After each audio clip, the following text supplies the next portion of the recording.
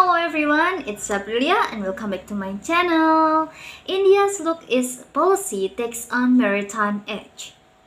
China's 4-week standoff with the Philippines in May over the disputed Scarborough Shoal in the South China Sea has brought that issue of ASEAN naval rivalry back to center stage. The anxiety is not confined to China's neighbors in Southeast Asia. However, maritime experts in India now worry about the increasing frequency and size of Chinese maritime contingents deployed in anti-piracy patrols of Somalia and the increasingly assertive stance adopted by China's maritime policy community no longer shy about discussing naval bases in the Indian Ocean. But if New Delhi is most concerned about China's forays into the Indian Ocean, it has not ignored developments in the South China Sea. India's Look East policy has been in force for more than 2 decades now. Originally devised as a strategy to boost trade and foster economic cooperation with Southeast Asia, the policy has more recently acquired a prominent maritime edge. Over the past few years, India's political leadership has stressed repeatedly that it is in favor of freedom of navigation and an open and inclusive architecture of global maritime security. In his address at the recently concluded Shangri-La Dialogue in Singapore, Indian Defense Minister A.K. Antony noted that open sea lanes in the South China Sea were critical for global commerce, and that maritime freedoms couldn't be the exclusive prerogative of a few. Indian officials reiterated this theme during U.S. Defense Secretary Leon Panetta's visit to New Delhi in early June. While the Indian Navy continues to actively participate in anti-piracy efforts in the Western Indian Ocean and has expanded its operational interactions with its closest exercise partner, the U.S. Navy, it is gradually turning its attention to the security of sea lines of communications in the East. In 2011, the Indian Navy began a process of sprucing up its eastern defenses. As part of the upgrade program, frontline warships and the landing platform docks INS Jalashawa were based in the Eastern Naval Command.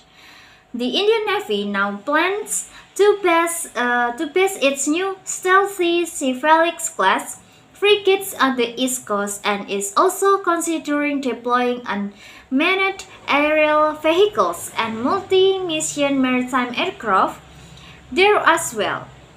The blueprint for setting up operational turnaround facilities in the eastern port of Paradip and Tuticorin is also reportedly ready. The Indian Navy frames the operational overhaul of its eastern defenses in benign terms, calling it a long overdue refurbishment of critical infrastructure, but the shift in strategic focus is all too perceptible. The South China Sea is vital for India not only as a gateway for shipping in East Asia, but also as a strategic maritime link between the Pacific and the Indian Oceans. It profoundly affects India's strategic vision as a growing power in terms of its expanding economic and security role in the broader Indo-Pacific, where the Indian Navy is best positioned to play a crucial role. While India doesn't have an official position on the maritime territorial disputes in the South China Sea, it has a huge economic stake in the region. With state-owned oil and natural gas corporations' foreign arm, ONGC fighters involved in major oil exploration activity off the coast of Vietnam. With economic interests to protect New Delhi has displayed a pronounced inclination for sending its navy into the waters of the Western Pacific of late. Meanwhile, the Indian Navy has ramped up effort at forging closer ties with other navies in Southeast and East Asia. India's partners have their own interest in seeing the South China Sea remain in an international waterway, and it is concerned about Chinese assertiveness in the region.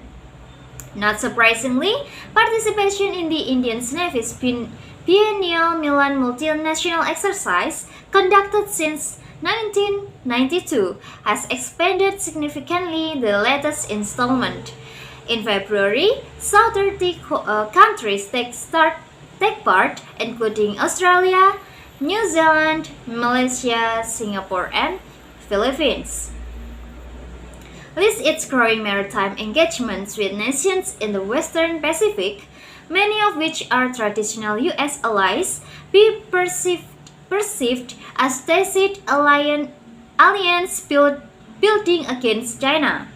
The Indian Navy has preferred to focus more on its bilateral engagement with other regional navies. These include the India-Thailand coordinated patrol aimed at countering terrorism, piracy and arms smuggling, and the Singapore-India Maritime Bilateral Exercise. India has also reportedly sought to strengthen ties with Vietnam. In return for an offer of berthing rights in Vietnam's Nha Trang port, the Indian Navy has offered naval facilities for training and capacity building for Vietnam's forces.